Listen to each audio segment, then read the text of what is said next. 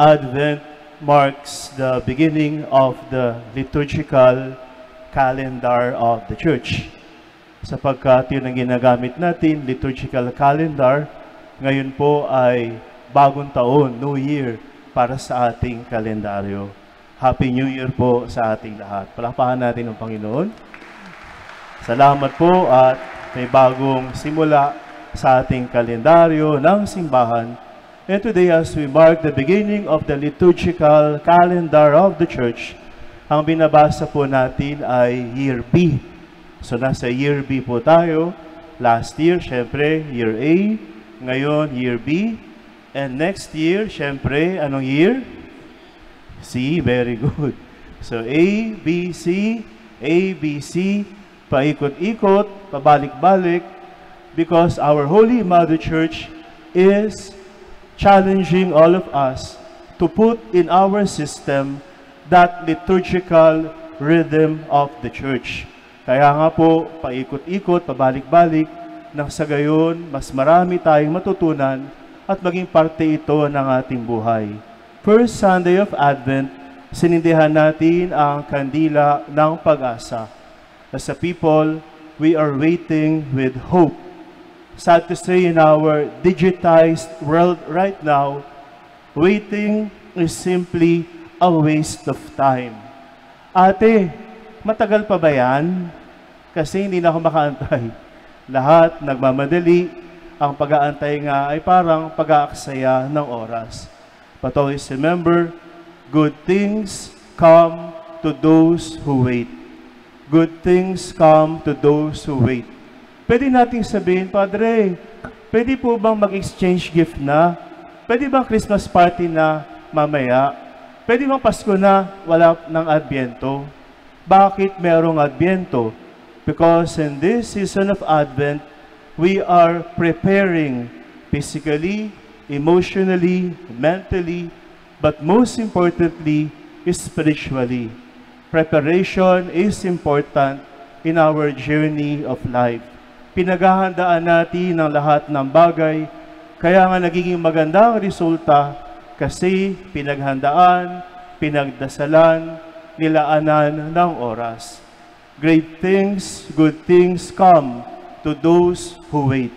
Baka meron kayong nakwento na alam, uy, bakit ka umalis?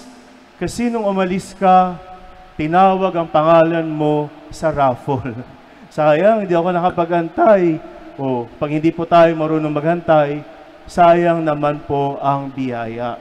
Kaya nga ngayong panahon ng Adbyento, patiently waiting with hope for the coming of Jesus.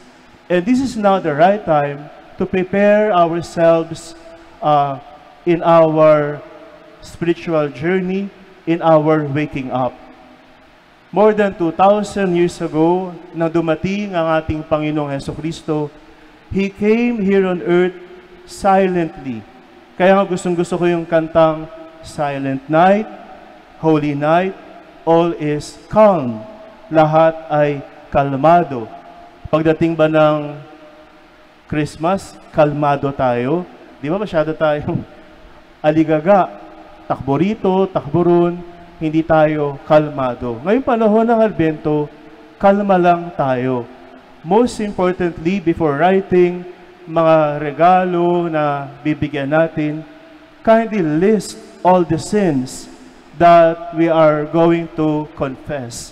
Preparation is important because our Lord will surely come again. Ang kanyang first coming, silently, pero yung kanyang muling pagdating, mararamdaman ng lahat sapagkat mayayanig ang lupa, babagsak ang mga tala, at magugunaw ang mundo na ito. This world will definitely end. But the world that our God is giving us will never ever end. Kapag tayo ay nagdarasal ng Glory Be, anong sinasabi natin? Glory to the Father, and to the Son, and to the Holy Spirit, as it was in the beginning, is now, and ever shall be. Papakaiulit nga. World without end. That is the promise of Jesus. Yan ang pinaghahandaan natin. Kaya nga, wait for Him. First point of our reflection, we have to wait for God because great things will come to those who wait. Secondly, waiting forms us to be a better person. Kami po sa seminaryo, ang tagal ng aming formation years, dahil ako po ay late vocation na, 6 years po ang pag-aaral. Sa regular seminary, meron pong 4 years sa philosophy, theology, talaga po mahaba-habang pag-aaral. At yung mga bagong naordinahan po natin dito sa ating cathedral, hindi kaagad sila bibigyan ng parokya. Wait lang muna kayo. Kailangan pa nating ma-form because waiting forms us to be a better person. Ito mga paghahantay natin, tayo ay magninilay, tayo ay mag-aaral, hahasain natin ang ating karanasan at dito tayo ay mahuhubog. Waiting forms us to be a better person. And lastly, waiting develops a lasting relationship. Kapag ang isang nanay nagdadalang tao, 9 months siya naghahantay para sa pagsilang ng kanyang anak. In waiting, nabubuo ang relasyon. Alam nyo, ang isang ikinatutuwa ko sa aming pamilya, kapag ang tatay ko, nung kami mga bata pa, ay naghahanap buhay, kami po ay naghahantay sa kanya. Sabay-sabay kami naghahantay at pagdating ng aming tatay, sabay-sabay kaming kakain.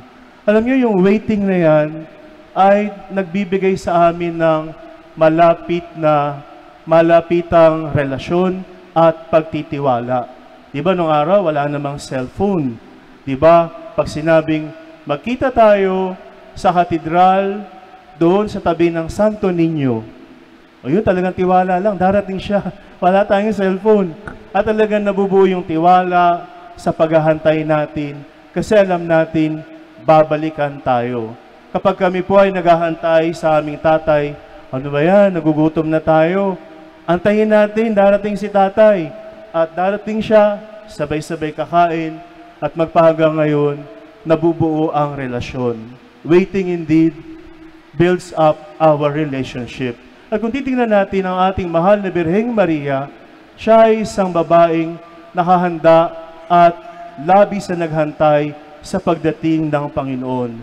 When the Archangel Gabriel visited her, she immediately said yes to the plan of God. All her life, ang lahat ng buhay ni Maria ay pag-oo sa Diyos. Kaya nga pagdating ng ating Panginoon, nakahanda na si Maria sapagkat buong buhay niya ay nakahanda para sa Panginoon.